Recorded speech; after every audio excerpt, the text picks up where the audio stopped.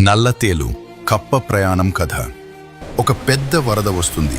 ఒక నల్లటి తేలు నీటిలో కొట్టుకుపోతూ ఒడ్డున ఉన్న కప్పను చూసి, మిత్రమా, నేను నీటిలో ఈదలేను, చచ్చిపోతాను, నన్ను నీ వీపు మీద ఎక్కించుకుని అవతలి ఒడ్డుకు చేర్చు అని ప్రాధేయపడుతుంది. కప్ప అంటుంది, నువ్వు తేలువి, నిన్ను ఎక్కించుకుంటే నన్ను కొడతావు అని.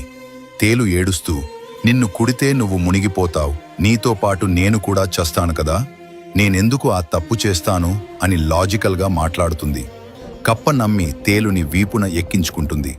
సరిగ్గా నది మధ్యలోకి వెళ్ళాక తేలు కప్ప వీపు మీద గట్టిగా కుడుతుంది.